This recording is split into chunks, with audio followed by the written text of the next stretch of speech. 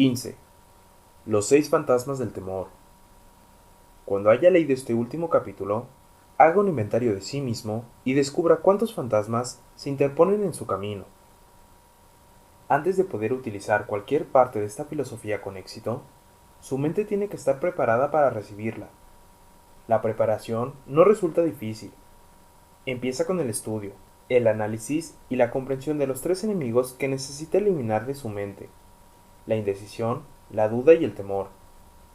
El sexto sentido nunca funciona mientras esos 3 elementos negativos continúen en su mente, ya sea en conjunto o por separado. Los elementos de este trío infernal se hallan estrechamente relacionados. Allí donde haya uno de ellos, puede estar seguro de que los otros 2 también se encuentran cerca. La indecisión es la semilla del temor. Recuérdelo a medida que siga con la lectura. La indecisión se cristaliza en la duda, y ambas se mezclan y se convierten en temor. El proceso de mezcla suele ser lento. Esa es una de las razones por las que estos 3 enemigos son tan peligrosos. Germinan y crecen sin que su presencia sea detectada. El resto de este capítulo describe un fin que debe alcanzar antes de que pueda poner en práctica esta filosofía como un todo. También analiza una condición que ha reducido a un gran número de personas a la pobreza, y afirma una verdad que debe ser comprendida por todos aquellos que acumulan riquezas, ya se midan estas en términos de dinero o de un estado mental mucho más valioso que el dinero. El propósito de este capítulo consiste en enfocar nuestra atención sobre la causa y la cura de los 6 temores básicos. Antes de poder dominar a un enemigo, debemos conocer su nombre, sus hábitos y el lugar de residencia. A medida que lea, analícese a sí mismo y determine cuál de los 6 temores básicos está con usted, si es que tiene alguno. No se deje engañar por los hábitos de estos enemigos sutiles. A veces permanecen ocultos en el subconsciente. En él son difíciles de localizar y aún más difíciles de eliminar. Los 6 miedos básicos. Hay 6 miedos básicos, de los que todo ser humano sufre en una u otra ocasión, ya sea por cada uno de ellos o en una combinación de los mismos. Cualquier persona sería afortunada si no sufriera de los 6. Citándolos por el orden que suelen aparecer, son: el temor a la pobreza, el temor a la crítica, el temor a la enfermedad, en el fondo de la mayor parte de nuestras preocupaciones, el temor a la pérdida del amor de alguien, el temor a la vejez, el temor a la muerte. Todos los demás temores son de menor importancia. Todos ellos pueden ser agrupados bajo estos 6 epígrafes. Los temores no son más que estados de la mente. El estado de la mente de cada cual se haya sometido a control y dirección. El hombre no puede crear nada que no haya concebido previamente en forma de un impulso de pensamiento. Tras haber hecho esta afirmación, hay que hacer otra de mayor importancia aún. Los impulsos del pensamiento del hombre comienzan a trasladarse de inmediato en su equivalente físico, al margen de que estos pensamientos sean voluntarios o involuntarios. Los impulsos del pensamiento que son captados por simple casualidad, pensamientos emitidos por otras mentes, pueden determinar el destino financiero, empresarial, profesional o social con la misma seguridad que los impulsos de pensamiento que uno mismo crea con intención y diseño. Estamos estableciendo aquí los fundamentos para la presentación de un hecho de gran importancia para quienes no comprenden por qué algunas personas parecen tener buena suerte, mientras que otras, de igual o mayor habilidad, entrenamiento, experiencia y capacidad cerebral, parecen destinadas a soportar la desventura.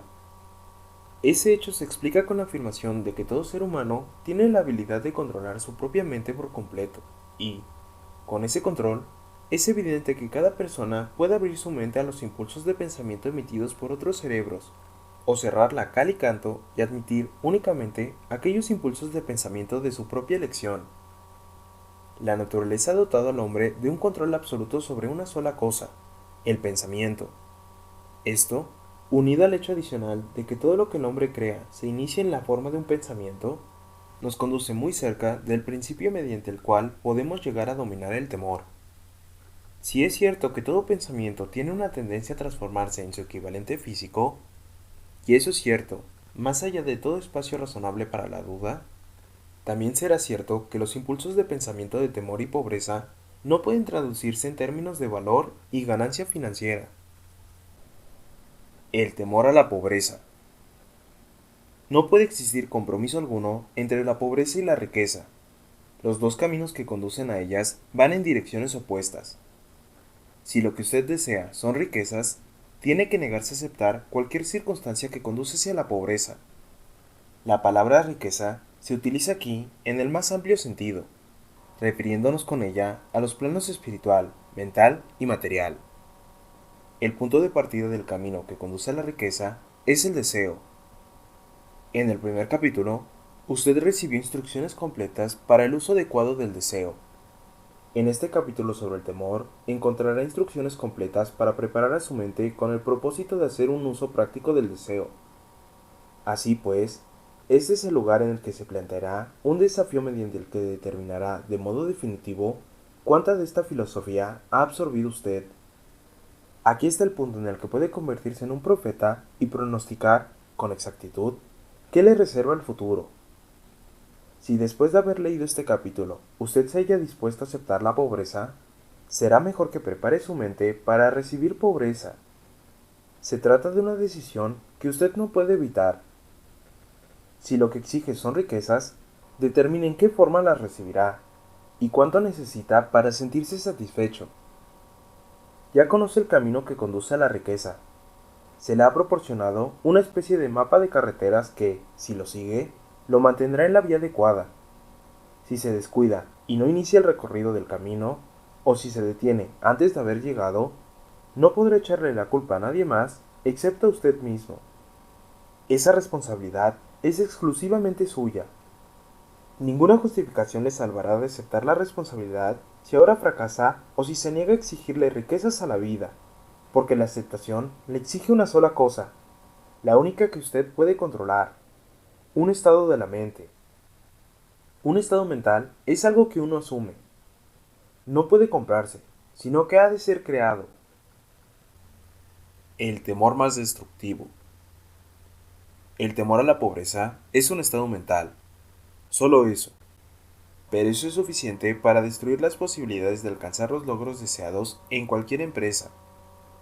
Este temor paraliza la facultad de razonamiento, destruye la facultad de la imaginación, elimina la confianza en sí mismo, socava el entusiasmo, desanima la iniciativa, conduce a la incertidumbre de propósito, estimula la dilación, elimina el entusiasmo y convierte el autocontrol en una imposibilidad.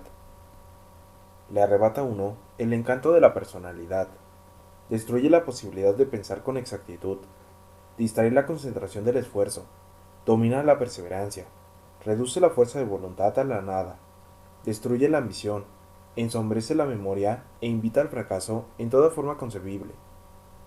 Mata el amor y asesina las emociones más exquisitas del corazón, desanima la amistad e invita al desastre en 100 formas diferentes, conduce al insomnio, la miseria y la infelicidad, y todo ello a pesar de la evidente verdad de que vivimos en un mundo de sobreabundancia de todo aquello que podemos desear, sin nada que se interponga entre nosotros y nuestros deseos, excepto la falta de un propósito definido.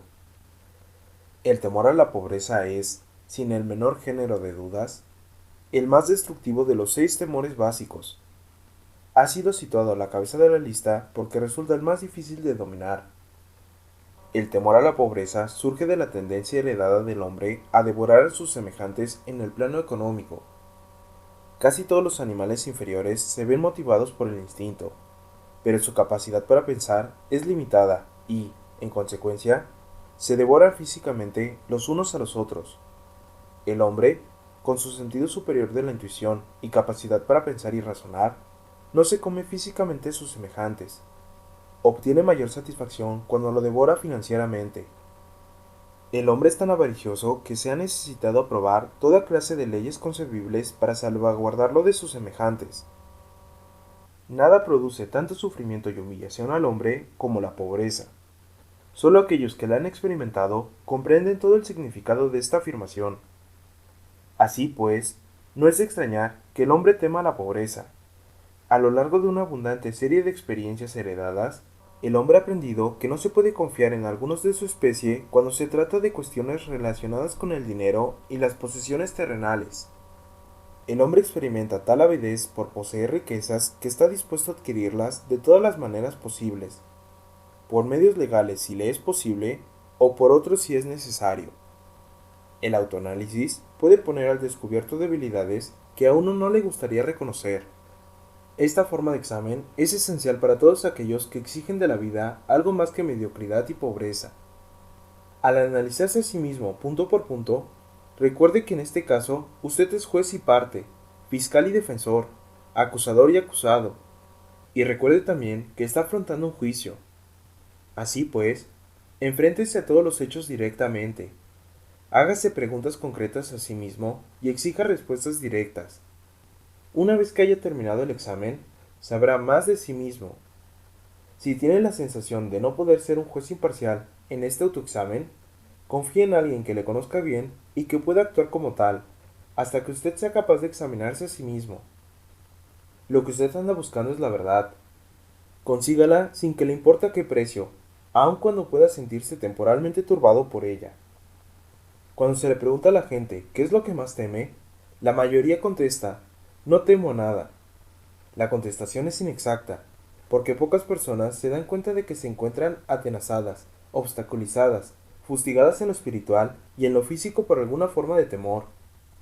La emoción del temor se halla tan sutil y profundamente enraizada que uno puede pasar por la vida sobrellevándola sin llegar a reconocer jamás su presencia.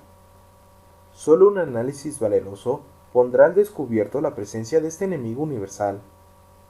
Cuando usted inicie este análisis, busque a fondo en su carácter. A continuación, le ofrecemos una lista de síntomas que debe buscar en sí mismo. Síntomas del temor a la pobreza. Indiferencia. Suele expresarse a través de una falta de ambición, de una predisposición a tolerar la pobreza, de una aceptación, sin protesta, de toda aquella compensación que la vida pueda ofrecer, de una pereza mental y física, de una falta de iniciativa, de imaginación, entusiasmo y autocontrol. Indecisión. El hábito de permitir que los demás piensen por uno, el de mantenerse al margen. Duda, expresada generalmente por medio de justificaciones y excusas diseñadas para encubrirse, rechazar con explicaciones o disculpar los propios errores, lo que a veces se expresa en forma de envidia hacia aquellos que alcanzan el éxito, o bien se los critica. Preocupación. Suele expresarse por el descubrimiento de faltas en los otros, una tendencia a gastar más de los ingresos propios, un descuido del aspecto personal, la burla y el fruncimiento de cejas, la intemperancia en el uso de la bebida de alcohol y, a veces, en el uso de narcóticos, nerviosismo, falta de severidad y de autoconciencia. Preocupación excesiva. La costumbre de mirar el lado negativo de toda circunstancia, de pensar y hablar de posible fracaso, en lugar de concentrarse en los medios para alcanzar el éxito. Se conoce todos los caminos que conducen al desastre, pero nunca se buscan los planes precisos para evitarlo. Se espera el momento adecuado para empezar a poner en acción ideas y planes, hasta que la espera se transforma en un hábito permanente. Se recuerda a aquellos que han fracasado y se olvida a los que han tenido éxito. Se ve el agujero en el donut, pero no se ve el donut.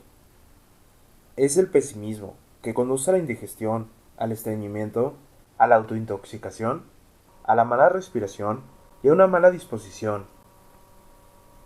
Dilación.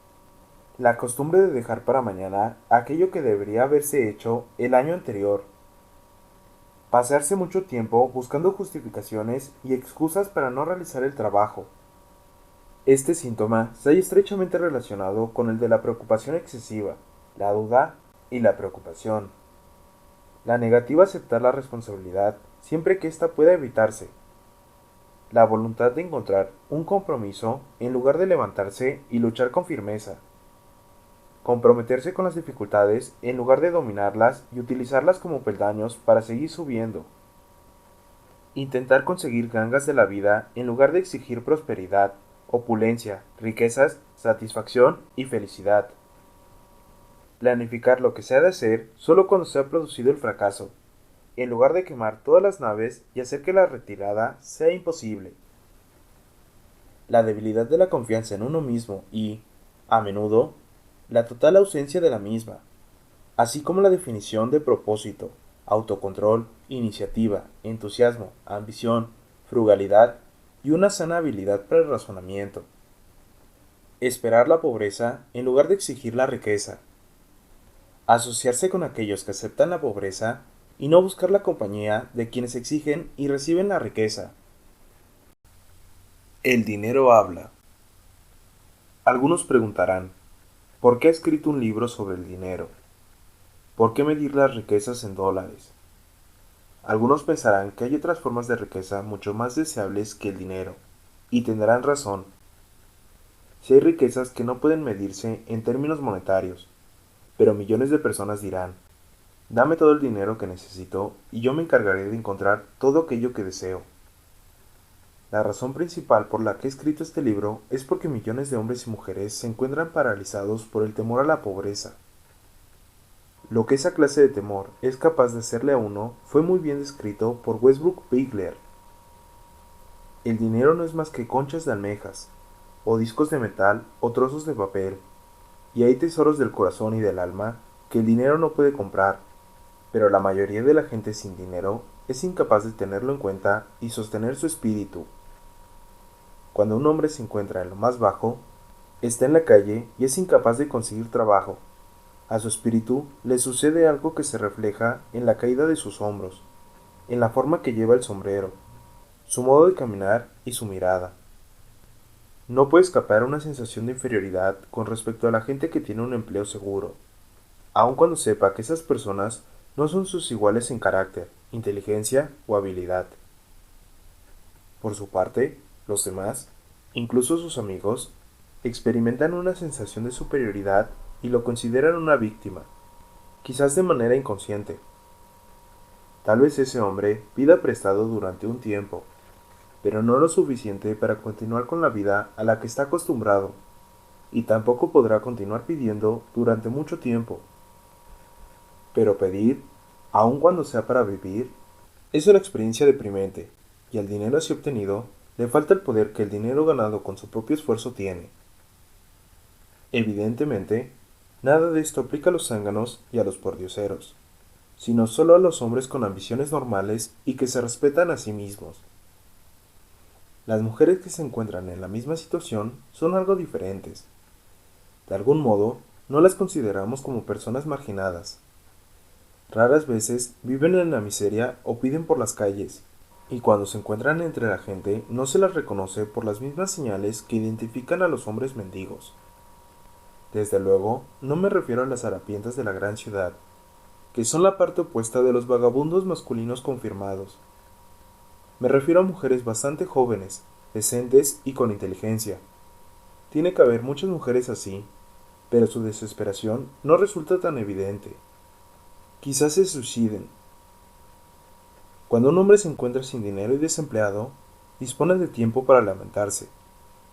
Es posible que viaje muchos kilómetros para buscar un trabajo y descubra que el puesto ha sido ocupado ya, o que solo se trataba de uno de esos puestos sin salario fijo, con únicamente una comisión sobre las ventas de algún cachivache inútil que nadie compraría, excepto por piedad.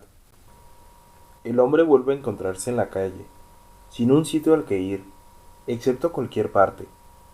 Así que camina y camina. Contempla los escaparates de las tiendas. Observa lujos que no son para él. Se siente inferior y deja paso a otras personas que se detienen a mirar con un interés activo. Deambula por las estaciones de tren y entra a la biblioteca para descansar los pies y calentarse un poco. Pero eso no es lo mismo que buscar un trabajo, de modo que no tarde en reanudar la marcha. Es posible que no lo sepa, pero su falta de objetivo le delatará aunque las líneas de su figura no lo hagan. Es posible que vaya bien vestido, con las ropas que le quedaron cuando aún tenía un trabajo estable, pero esas ropas no sirven para ocultar su caída.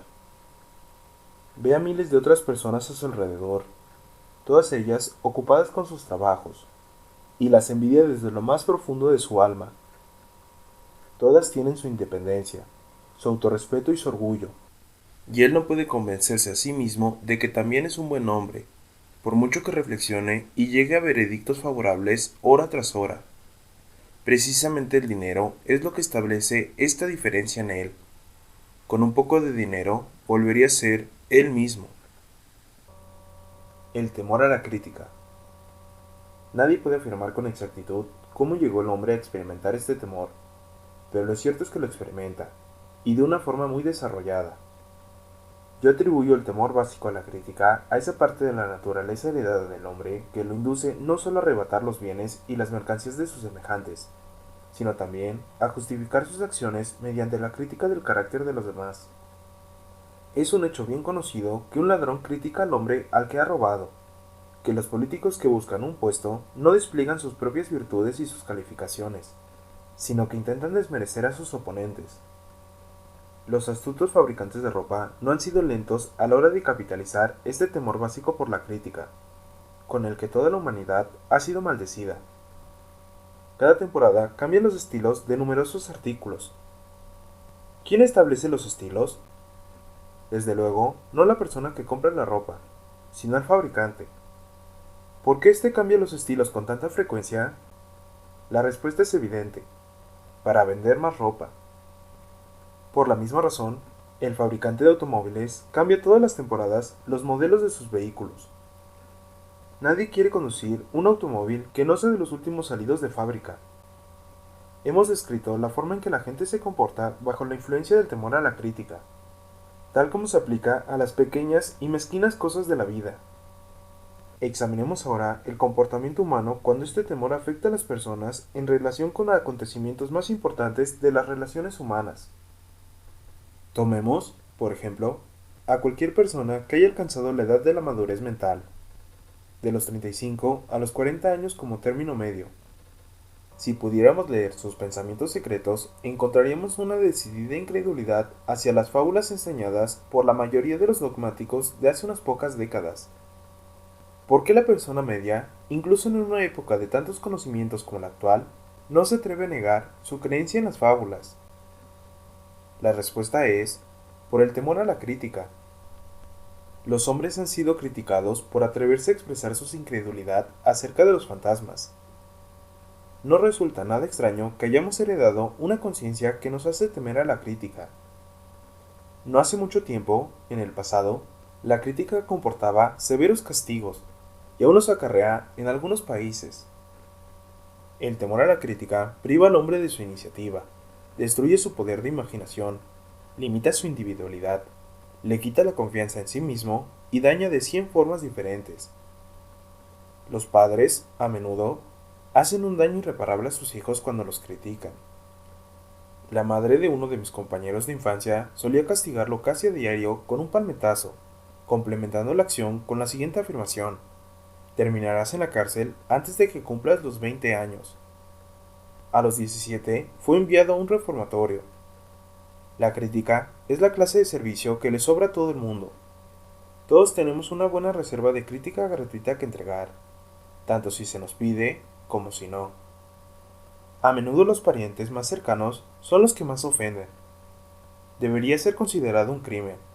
En realidad, es un crimen de la peor naturaleza. El que cualquier padre produzca en su hijo complejos de inferioridad por medio de la crítica innecesaria. Los jefes que comprenden la naturaleza humana obtienen lo mejor de sus empleados no mediante la crítica, sino por medio de la sugerencia constructiva. Los padres pueden conseguir los mismos resultados con sus hijos. La crítica implanta el temor en el corazón humano o el resentimiento, pero no construye ni el amor ni el afecto. Síntomas del temor a la crítica. Este temor es casi tan universal como el temor a la pobreza, y sus efectos son igual de fatales para el logro personal, sobre todo porque destruye la iniciativa y desanima el uso de la imaginación. Los principales síntomas del temor a la crítica son: timidez.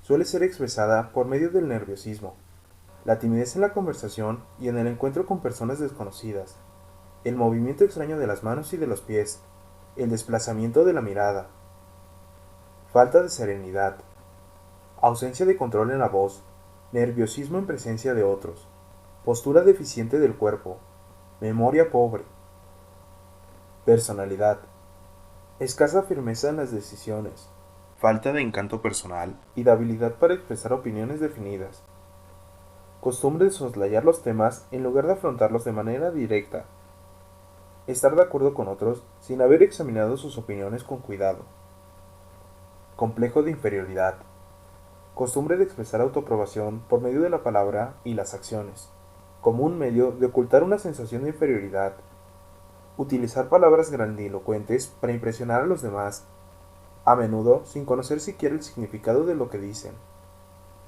imitar a otros en la ropa, el discurso y las actitudes, fanfarronear de los logros imaginarios.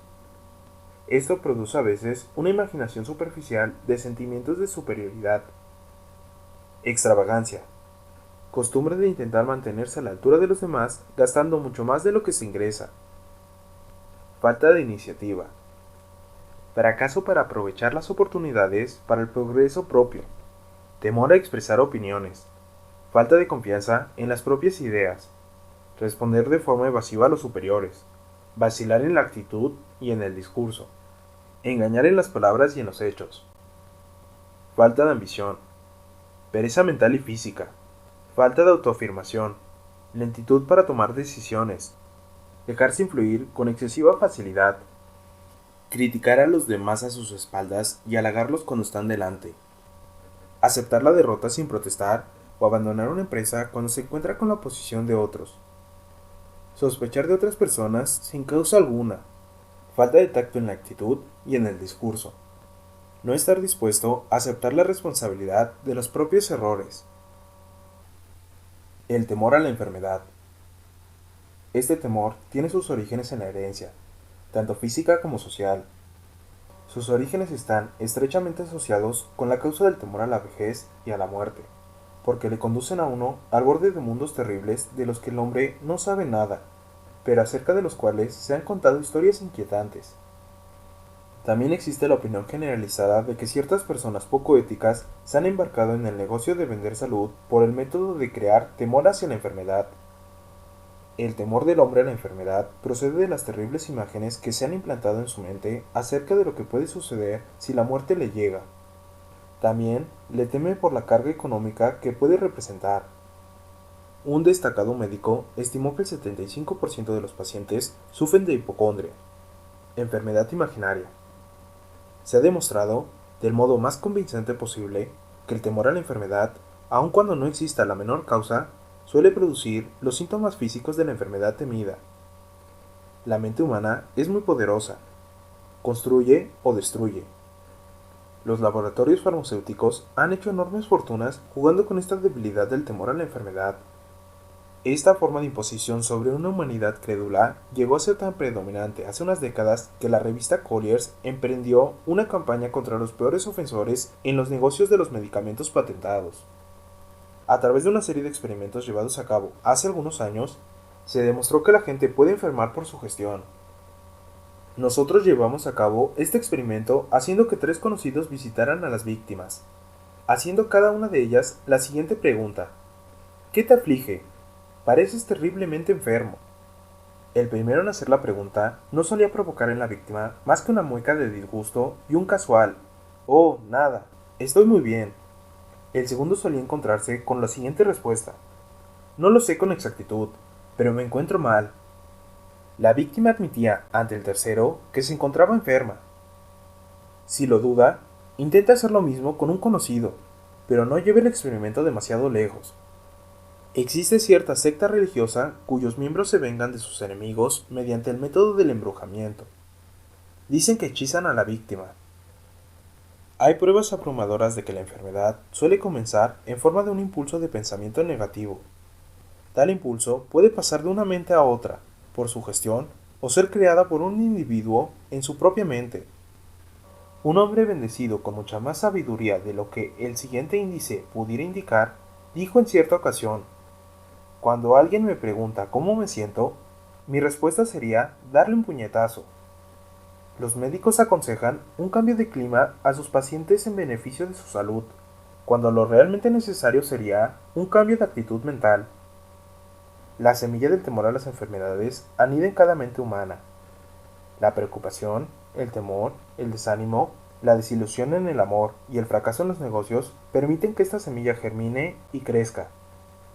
La desilusión en los negocios y en el amor se encuentra en la cabeza de la lista de causas del temor a la enfermedad. Un hombre joven sufrió una desilusión amorosa que lo envió al hospital. Estuvo luchando durante meses entre la vida y la muerte. Se llamó a un especialista en psicoterapia. Este ordenó cambiar a las enfermeras, dejando al paciente a cargo de una joven encantadora que, con el preacuerdo del médico, empezó a hacer el amor con el joven desde el primer día de su llegada al trabajo. Al cabo de 3 semanas, el paciente salió del hospital, todavía sufriendo, pero de una enfermedad por completo diferente. Se había enamorado de nuevo. El remedio fue un hechizo, pero el paciente y la enfermera terminaron casándose más tarde. Síntomas del temor a la enfermedad. Los síntomas de este temor casi universal son autosugestión, el hábito del uso negativo de la autosugestión que se dedica a buscar y a esperar encontrar los síntomas de toda clase de enfermedades. Disfrutar de enfermedades imaginarias y hablar de ellas como si fueran reales. El hábito de probar todas las manías y modas recomendadas por los demás, considerándolas como algo que tiene valor terapéutico. Hablar a otros de operaciones, accidentes y otras formas de enfermedad. Experimentar con dietas y ejercicios físicos sistemas de reducción de peso sin guía profesional. Probar remedios caseros, medicamentos patentados y remedios de charlatanes. Hipocondria, el hábito de hablar de la enfermedad, concentrar la mente en ella y esperar su aparición hasta que se produce un colapso nervioso. Nada que se venda en botella puede curar este estado. Se produce como consecuencia de un pensamiento negativo, y la curación se logra solo mediante un pensamiento positivo. Se dice que la hipocondria, un término médico para referirse a la enfermedad imaginaria, produce tanto daño como la enfermedad que se teme tener. La mayoría de los casos denominados nerviosos no son sino enfermedades imaginarias. Ejercicio. El temor a la enfermedad interfiere a menudo con un ejercicio físico adecuado y tiene como resultado el exceso de peso, haciendo que uno evite la vida al aire libre. Susceptibilidad. El temor a la enfermedad quiebra la resistencia natural del cuerpo y crea en él un estado favorable para cualquier enfermedad con la que uno pueda ponerse en contacto. Autoconsentimiento. El hábito de buscar un poco de simpatía con el señuelo de una enfermedad imaginaria. La gente recurre a menudo a este truco para evitar acudir al trabajo. Hábito de fingir una enfermedad para justificar lo que no es más que pereza, o de hacerla servir como una justificación de lo que solo es falta de ambición. Falta de moderación. Hábito de usar alcohol o narcóticos para eliminar dolores como los de cabeza, las neuralgias, etc., en lugar de buscar y eliminar la causa. El temor a la enfermedad suele estar relacionado con el temor a la pobreza, en especial en el caso del hipocondriaco, que se preocupa constantemente por la posibilidad de tener que pagar las facturas del médico, del hospital, etc. Este tipo de personas pasan mucho tiempo preparándose para la enfermedad, hablando de la muerte, ahorrando dinero para el cementerio y los gastos del entierro, etc. El hábito de interesarse por las enfermedades y de preocuparse por la posibilidad de verse afectado por una de ellas, así como leer los textos de los anuncios de los medicamentos patentados, son aspectos del temor a la enfermedad. El temor a la pérdida del amor. La fuente original de este temor inherente surgió, evidentemente, del hábito del hombre polígamo de robarle la compañera a su semejante, o de tomarse libertades con ella cada vez que podía. Los celos y otras formas similares de neurosis surgen del temor heredado del hombre a la pérdida del amor de alguien. Este temor es el más doloroso de los 6 temores básicos. Tal vez causa más daño al cuerpo y a la mente que cualquiera de los otros temores básicos. Es probable que el temor a la pérdida del amor se remonte a la edad de piedra, cuando los hombres robaban las mujeres por la fuerza bruta. Ahora continúan robándolas, pero su técnica ha cambiado.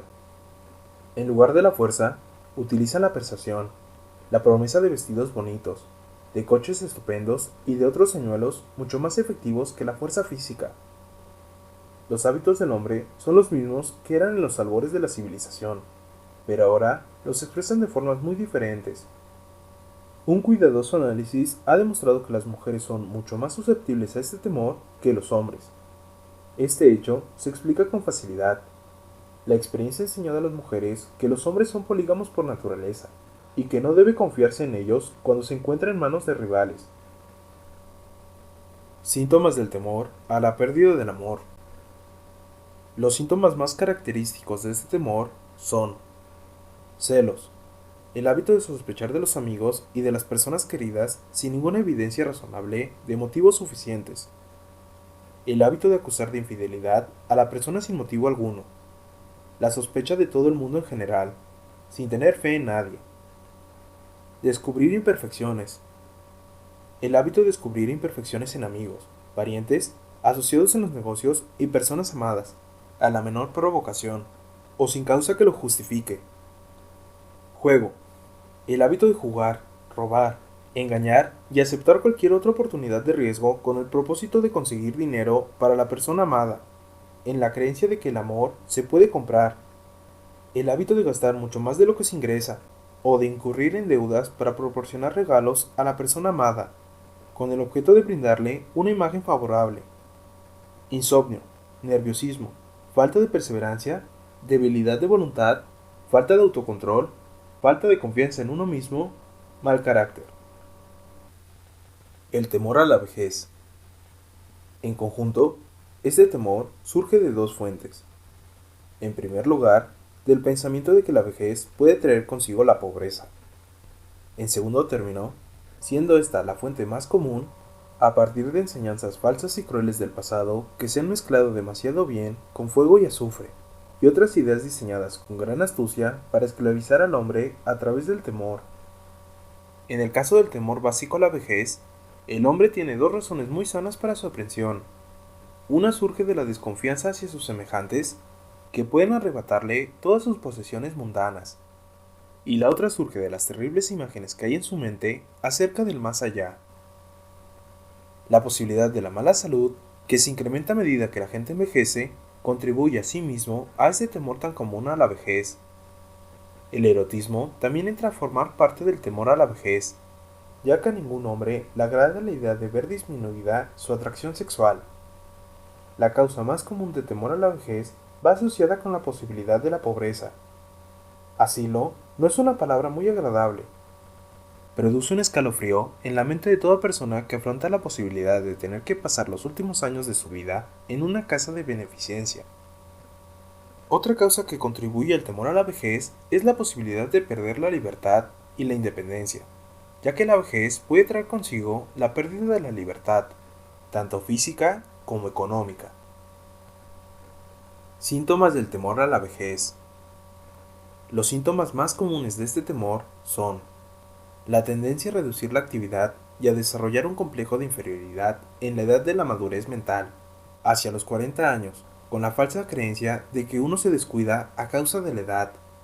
La verdad es que los años más útiles del hombre, tanto mental como físicamente, son los comprendidos entre los 40 y los 60.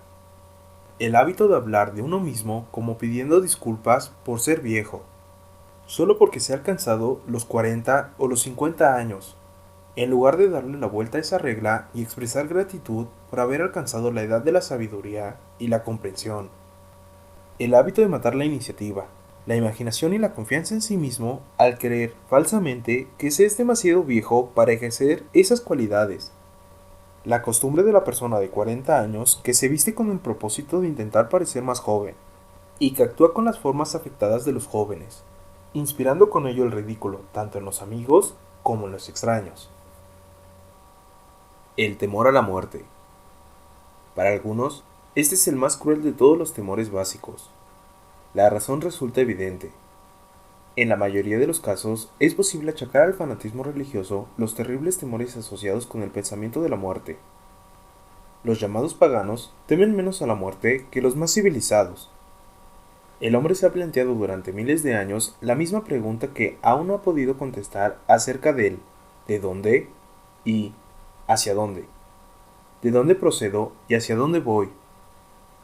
Durante los periodos más oscuros del pasado, los más astutos y los más fuertes no fueron precisamente lentos a la hora de ofrecer respuesta a estas preguntas a cambio de un precio.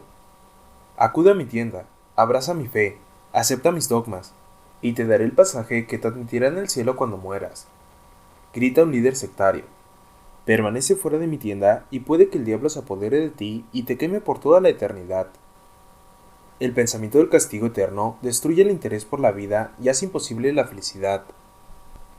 Aunque el líder religioso no sea capaz de proporcionar un salvoconducto hacia el cielo, ni la falta de él permite el desgraciado descenso al infierno, la posibilidad de este último parece tan terrible que el simple pensamiento se apodera de la imaginación de una forma tan realista que paraliza la razón e instala el temor a la muerte en nuestra mente.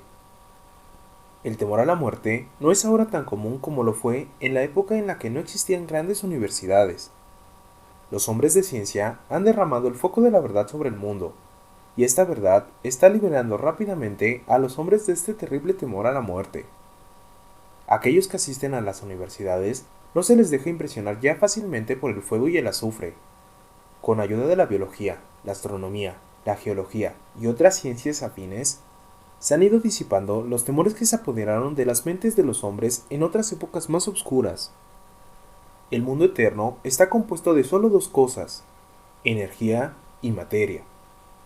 En la física elemental aprendemos que ni la materia ni la energía, las únicas dos realidades conocidas por el hombre, pueden ser creadas ni destruidas.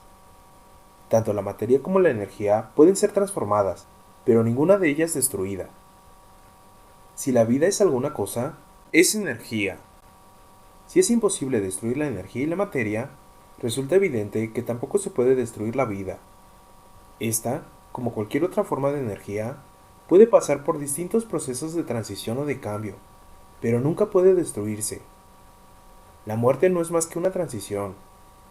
Si la muerte no es un simple cambio o una transición, en tal caso, nada existe después de ella, excepto un largo y eterno sueño pacífico, y el sueño no es algo a lo que haya que temer. Así pues, usted puede eliminar para siempre el temor a la muerte. Síntomas del temor a la muerte. Los síntomas generales de este temor son la costumbre de pensar en la muerte antes de obtener lo máximo de la vida. Ello se debe en general a la falta de propósito o a la falta de una ocupación adecuada. Este temor predomina más entre las personas de edad avanzada, pero a veces las personas más jóvenes son las víctimas del mismo. El mayor de todos los remedios contra el temor a la muerte es el ardiente deseo de alcanzar logros, apoyados por la realización de un servicio útil a los demás. Una persona ocupada, en muy raras ocasiones, dispone de tiempo para pensar en la muerte. La vida le parece demasiado excitante para andar preocupándose por la muerte. A veces, el temor a la muerte se halla estrechamente asociado con el temor a la pobreza, cuando se piensa que la propia muerte puede dejar a los seres queridos en la miseria. En otros casos, el temor a la muerte está causado por la enfermedad y por el consiguiente desmoronamiento de la resistencia física del cuerpo. Las causas más comunes del temor a la muerte son enfermedad, pobreza, falta de ocupación apropiada, desilusión amorosa, demencia, fanatismo religioso. La preocupación. La preocupación es un estado mental basado en el temor. Funciona con lentitud, pero es persistente, insidiosa y sutil. Paso a paso, se abre camino hasta que paraliza la propia facultad de razonamiento, destruye la confianza en uno mismo y la iniciativa. La preocupación es una forma de temor sostenido causada por la indecisión. En consecuencia, se trata de un estado mental que es posible controlar. Una mente desequilibrada es impotente. La indecisión hace que la mente sea desequilibrada. A la mayoría de los individuos les falta fuerza de voluntad para tomar decisiones con prontitud y mantenerlas con firmeza una vez las haya tomado. No nos preocupamos por las condiciones cuando hemos tomado una decisión para seguir una determinada línea de acción. En cierta ocasión, entrevisté a un hombre que iba a ser electrocutado 2 horas más tarde. El condenado era el más tranquilo de las 8 personas que estábamos con él en la celda de la muerte. Su tranquilidad me indujo a preguntarle cómo se sentía al saber que iba a pasar a la eternidad en un breve espacio de tiempo. Me dirigió una sonrisa de confianza y me contestó: me siento muy bien. Solo tienes que pensar, hermano, que todos mis problemas habrán terminado dentro de poco. Durante toda mi vida solo he tenido problemas. Siempre me ha resultado muy difícil conseguir alimento y ropa. Dentro de poco ya no necesitaré nada de eso. Me he sentido muy bien desde que supe con seguridad que iba a morir. Entonces me preparé mentalmente para aceptar mi destino con buen espíritu. Al tiempo que hablaba, devoraba una cena de unas proporciones suficientes para 3 hombres, comiendo cada bocado de alimento que se le llevaba y, al parecer, disfrutándolo tanto como si no le esperara ningún desastre. La decisión daba una resignación a ese hombre ante su destino. La decisión también puede prevenir la aceptación de circunstancias no deseadas. A través de la indecisión, los 6 temores básicos se transforman en un estado de preocupación. Suprima para siempre el temor a la muerte, tomando la decisión de aceptarla como un acontecimiento inevitable. Elimina el temor a la pobreza adoptando la decisión de conseguir todas aquellas riquezas que pueda acumular sin preocupación.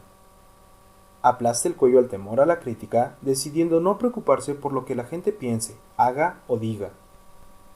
Elimina el temor a la vejez, tomando la decisión de aceptarla, no como un obstáculo, sino como una gran bendición que lleva consigo la sabiduría, el autocontrol y la comprensión que no se conoce en la juventud. Libérese del temor a la enfermedad, adoptando la decisión de olvidar los síntomas. Domina el temor a la pérdida del amor, decidiendo salir adelante sin amor, si eso llegara a ser necesario. Mate la costumbre de la preocupación en todas sus formas, tomando la decisión general de que no hay nada en la vida por lo que valga la pena preocuparse. Con esa decisión alcanzará serenidad, paz mental y claridad de pensamiento, todo lo cual le producirá felicidad. Un hombre cuya mente está llena de temor no solo destruye sus propias posibilidades de acción inteligente, sino que transmite esas vibraciones destructivas a la mente de todos aquellos que se encuentran en contacto con él, y con eso también destruye sus posibilidades. Incluso un perro o un caballo sabe cuando le falta valor a su amo. Es más, un perro o un caballo captará las vibraciones de temor que su amo emite, y se comportará de acuerdo con ellas. Mucho más abajo en la línea de inteligencia del reino animal, uno se encuentra con esa misma capacidad para captar las vibraciones del temor. El desastre del pensamiento negativo. Las vibraciones del temor pasan de una mente a otra con la misma rapidez y seguridad con que el sonido de la voz humana pasa de la emisora de radio al receptor. La persona que expresa los pensamientos negativos o destructivos mediante las palabras puede estar casi segura de experimentar los resultados de esas mismas palabras en forma de retrocesos destructivos. La emisión de impulsos de pensamiento destructivos también produce, por sí sola, sin ayuda de las palabras, un retroceso que se pone de manifiesto en muchas formas. En primer lugar, y quizás esto sea lo más importante a recordar, la persona que emite pensamientos de naturaleza destructiva tiene que sufrir un grave daño como consecuencia del desmoronamiento de la facultad de la imaginación creativa. En segundo término, la presencia de cualquier emoción destructiva en la mente desarrolla una personalidad negativa que repele a los demás y que, a menudo, los convierte en antagonistas. La tercera fuente de daño para las personas que tienen pensamientos negativos o que los emite radica en el hecho significativo de que esos impulsos de pensamiento no son solo nocivos para los demás, sino que impregnan el subconsciente de la misma persona que los emite, y termina por llegar a formar parte de su propio carácter. Su empresa en la vida es, presumiblemente, alcanzar el éxito. Para conseguirlo, debe encontrar la paz mental, adquirir los materiales necesarios para la vida y, por encima de todo, obtener la felicidad. Todas estas evidencias de éxito empiezan en forma de impulsos de pensamiento. Usted puede controlar su propia mente. Dispone del poder para alimentarla con aquellos impulsos de pensamiento que prefiera. Con este privilegio también va la responsabilidad de utilizarlos de forma constructiva. Usted es dueño de su propio destino terrenal, de la misma forma que tiene el poder para controlar sus propios pensamientos. Usted es capaz de influir, dirigir y controlar su propio entorno, haciendo que su vida sea aquello que usted desea. O bien puede descuidar el ejercicio de este privilegio, que es exclusivamente suyo, para que su vida se encuentre sometida y, por lo tanto, a merced de las circunstancias, que la arrojan de un lado a otro como si fuera una tabla a merced de las olas del océano. El taller del diablo. Además de los 6 temores básicos, hay otro mal que la gente suele sufrir.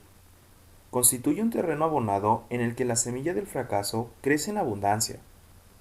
Es algo tan sutil que, con frecuencia, ni siquiera se detecta su presencia. Esta aflicción no puede clasificarse como un temor. Es algo que se haya enraizado más profundamente y que, a menudo, resulta más funesto que los 6 temores básicos. A falta de un nombre mejor, denominaremos a este mal susceptibilidad a las influencias negativas. Los hombres que acumulan grandes riquezas se protegen siempre contra él. Aquel que se ve enfrascado por la pobreza nunca lo hace. Los que tienen éxito en cualquier actividad han de preparar sus mentes para resistir este mal. Si usted está leyendo esta filosofía con el propósito de acumular riquezas, debe examinarse a sí mismo con sumo cuidado para determinar si usted es susceptible a las influencias negativas. Si descuida este autoanálisis, habrá renunciado a su derecho a alcanzar el objetivo de sus deseos. Haga que su autoanálisis sea investigador. Después de haber leído las preguntas preparadas para llevarlo a cabo, aténgase a un estricto recuento de sus respuestas. Ponga manos a la obra con toda la atención posible, como si emprendiera la búsqueda de cualquier otro enemigo del que supiera que está esperándole para tenderle una emboscada, y enfréntese a sus propias faltas, tal como lo haría con un enemigo más tangible. Puede protegerse con facilidad contra los salteadores de caminos, ya que la ley ofrece cooperación organizada en beneficio de usted, pero tenga en cuenta que este 7º mal básico es mucho más difícil de dominar, porque suele golpear cuando usted no es consciente de su presencia, tanto si está durmiendo como si está despierto. Además, su arma es intangible, pues consiste simplemente en un estado mental. Este mal también resulta peligroso debido a que golpea de muchas formas diferentes, tantas como experiencias humanas existen. En ocasiones, entra en la mente a través de palabras bien intencionadas pronunciadas por un pariente cercano. Otras veces le perturba a uno desde dentro, por medio de la propia actitud mental.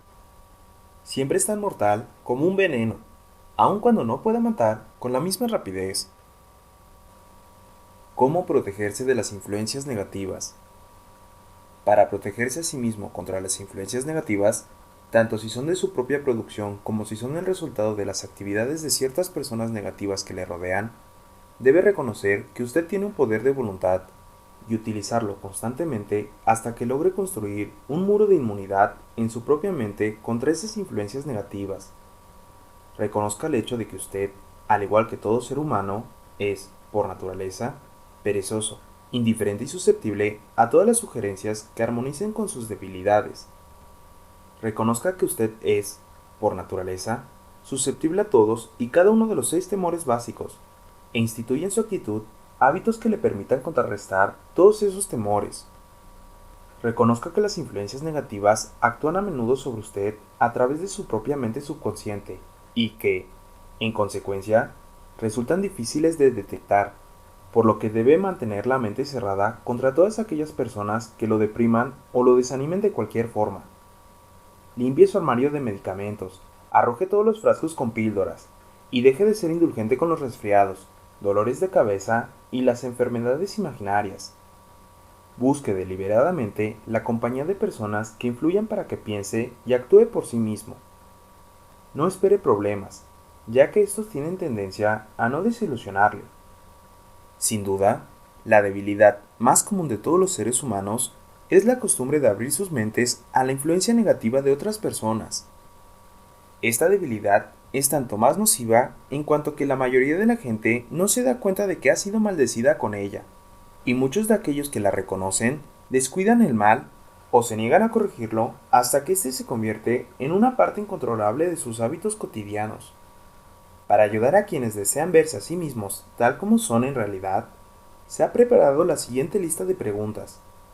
Léalas y exprese sus respuestas en voz alta, de tal modo que pueda oír su propia voz. Eso le facilitará el ser honesto consigo mismo. Cuestionario de autoanálisis.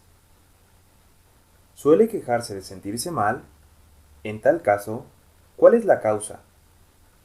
¿Encuentra defectos en otras personas a la menor provocación?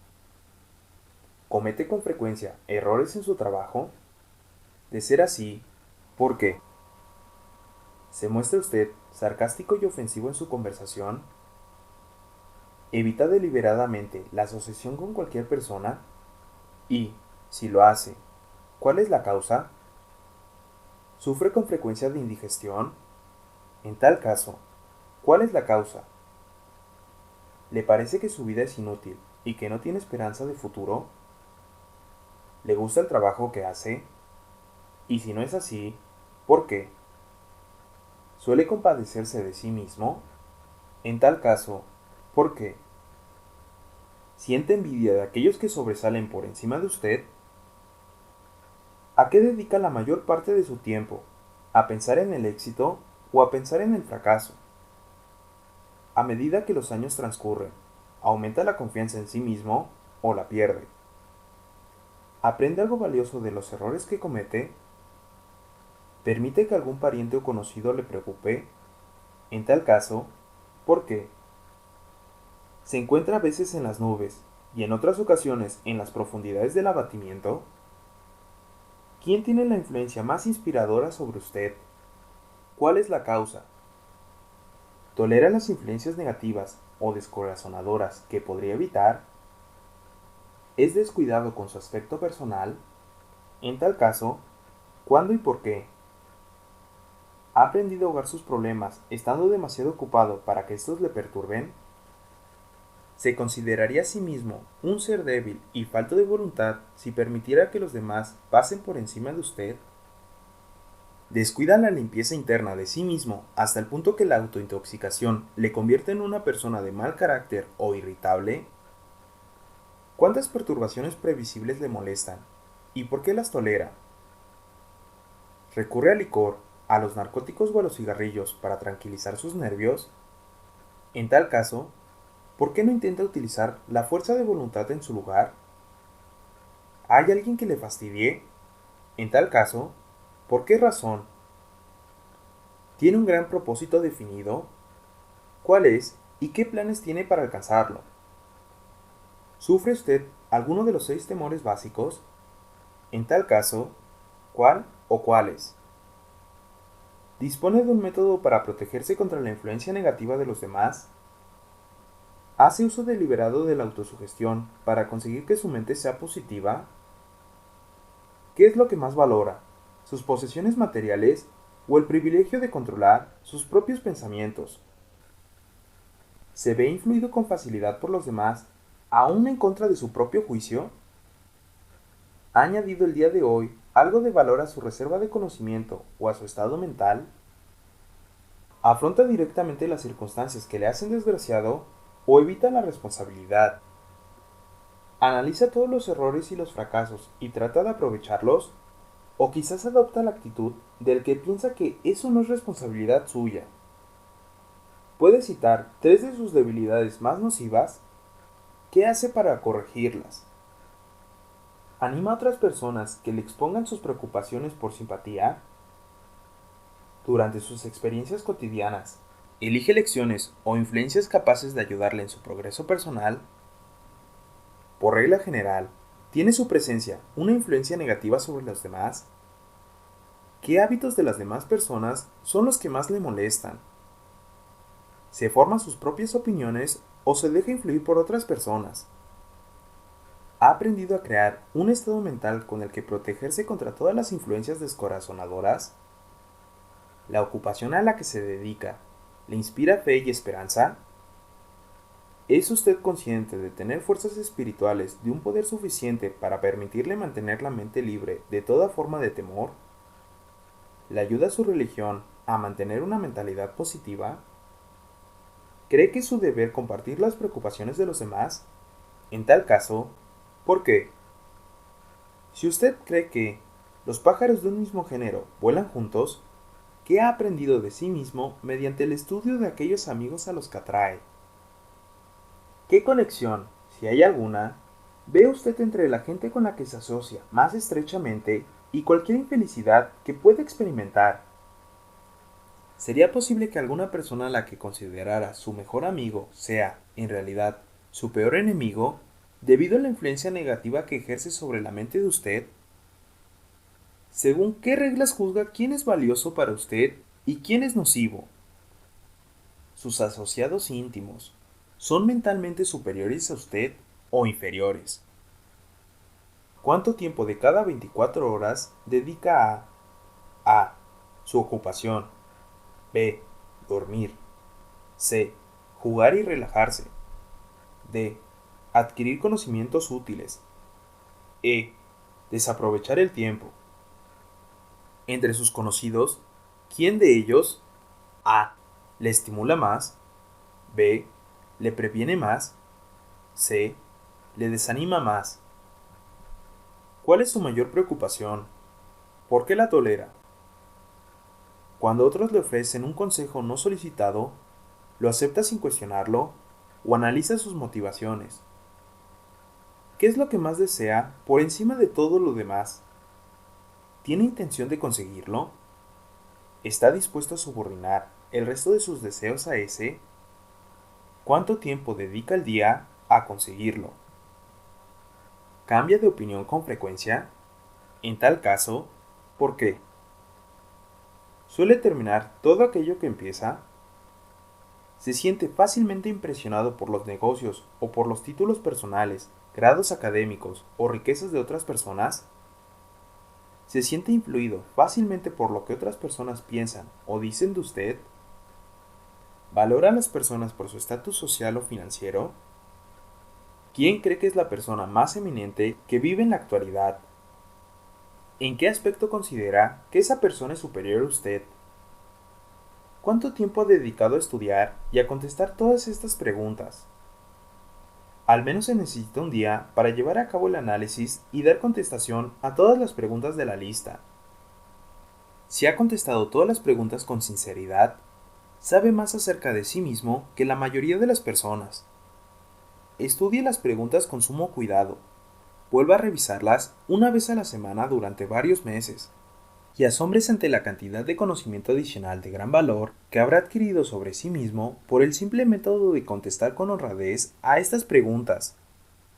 Si no se siente seguro en lo que se refiere a las respuestas a algunas preguntas, busque el consejo de quien le conozca bien, en especial de aquellos que no tienen motivo alguno para halagarlo, y véase a sí mismo a través de sus ojos. La experiencia le resultará asombrosa. La única cosa sobre la que usted tiene control absoluto. Usted dispone de un control absoluto sobre una única cosa, sus pensamientos. Se trata del hecho más significativo e inspirador de todos los conocimientos por el hombre. Refleja la naturaleza divina del hombre. Esta prerrogativa divina es el único medio del que usted dispone para controlar su destino. Si no logra controlar su mente, puede estar seguro de que no logrará controlar nada más. Si tiene que ser descuidado en lo que se refiere a sus posesiones, deje que sea en relación con las cosas materiales. Su mente es su posesión espiritual. Protéjala y utilícela con todo el cuidado al que tendría derecho la realeza divina. Para ese propósito, se le dio la fuerza de voluntad. Por desgracia, no existe protección legal contra aquellos que, ya sea a propósito o por ignorancia, envenenen las mentes de los demás mediante la sugestión negativa. Esta forma de destrucción debería ser punible, y con duros castigos legales, porque puede destruir, como sucede a menudo, las oportunidades de las personas para adquirir cosas materiales que están protegidas por la ley. Hombres con mentes negativas trataron de convencer a Thomas A. Edison de que no podría construir una máquina que registrara y reprodujera la voz humana, porque, dijeron, nunca antes nadie ha producido una máquina igual. Edison no les creyó. Sabía que la mente era capaz de producir cualquier cosa que pudiera concebir y creer, y ese conocimiento fue lo que elevó al gran Edison por encima del rebaño común. Hombres con mentes negativas le dijeron a F. W. Woolworth que se arruinaría si trataba de dirigir una tienda sobre la base de ventas de artículos a 5 y 10 centavos. Woolworth se negó a creerles. Sabía que podía hacer cualquier cosa, dentro de lo razonable, si apoyaba sus planes con la fe. Ejerció su derecho a descartar de su mente las sugestiones negativas de los demás y acumuló una fortuna de más de 100 millones de dólares. Personas de mentalidad dubitativa se burlaron cuando Henry Ford probó su primer automóvil, toscamente fabricado, en las calles de Detroit. Algunos afirmaron que aquel artefacto jamás sería práctico.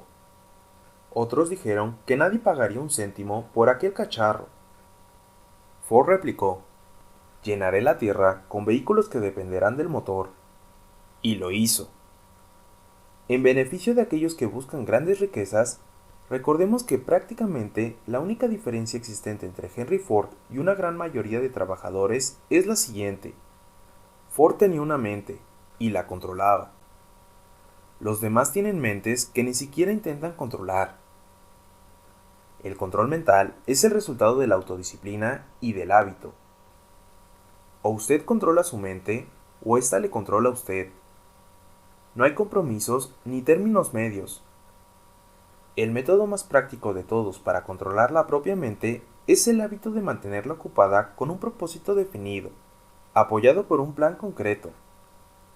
Estudie todo aquello que sepa sobre cualquier hombre que haya alcanzado un éxito notable, y observará que ese hombre tiene control sobre su propia mente. Ejercita ese control y lo dirige hacia la obtención de objetivos definidos. Sin la existencia de ese control, el éxito no es posible. 55 excusas famosas del viejo sí. Las personas que no alcanzan el éxito tienen un rasgo característico común. Conocen todas las razones que explican el fracaso, y disponen de lo que consideran que son toda clase de justificaciones para explicar su propia falta de logros. Algunas de esas justificaciones son inteligentes, y unas pocas de ellas se hallan incluso confirmadas por los hechos. Pero no se puede utilizar excusas para no tener dinero. El mundo que nos rodea solo quiere saber una cosa: ¿ha alcanzado usted el éxito? Un analista del carácter compiló una lista de excusas que suelen utilizarse con mayor frecuencia. A medida que lea la lista, examínese a sí mismo con cuidado y determine cuántas de estas excusas ha hecho suyas, si es que hay alguna. Recuerde también que la filosofía presentada en este libro hace que cada una de estas excusas haya quedado obsoleta.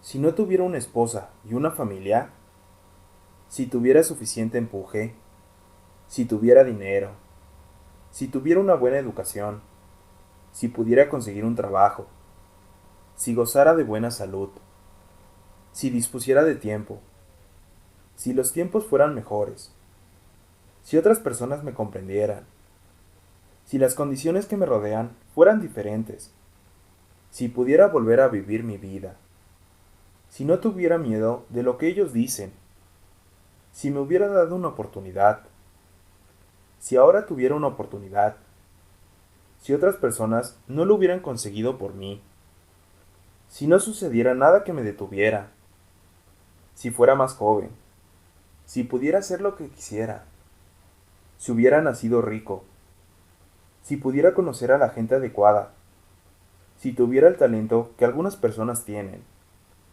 si me atreviera a imponerme, si hubiera aprovechado las oportunidades del pasado, si la gente no me pusiera nervioso, si no tuviera que mantener la casa y cuidar de los hijos, si pudiera ahorrar dinero, si el jefe me apreciara, si contara con alguien que me ayudara, si mi familia me comprendiera, si viviera en una gran ciudad, si solo pudiera empezar, si fuera libre, si tuviera la personalidad de algunas personas, si no fuera tan gordo, si mi talento fuera conocido, si pudiera abrirme paso, si pudiera librarme de las deudas, Si no hubiera fracasado, si supiera cómo, si nadie se me opusiera, si no tuviera tantas preocupaciones, si pudiera casarme con la persona adecuada, si la gente no fuera tan insensible,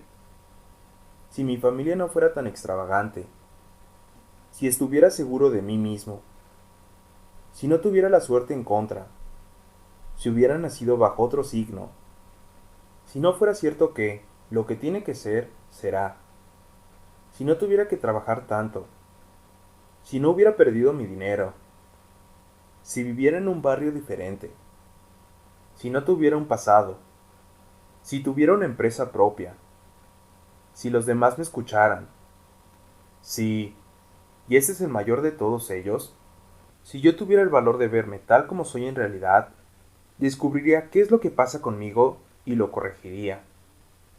Entonces tendría la oportunidad de aprovechar mis propios errores y aprender algo de las experiencias de los demás.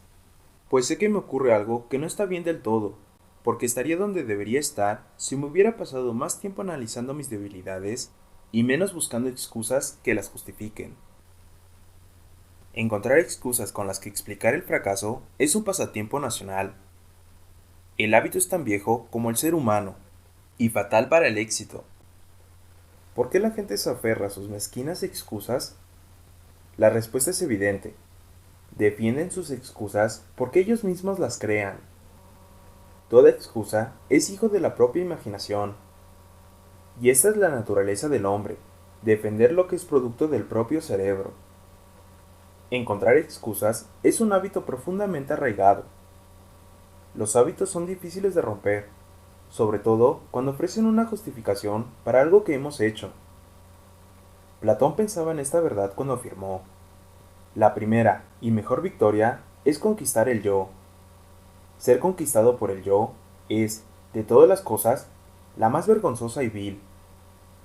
Otro filósofo pensaba en lo mismo cuando dijo: me llevé una gran sorpresa al descubrir que la mayor parte de la fealdad que veía en los demás no era más que un reflejo de mi propia naturaleza. Elbert Hubbard dijo: siempre ha sido un misterio para mí saber por qué la gente pasa tanto tiempo engañándose a sí misma, creando excusas para justificar sus debilidades.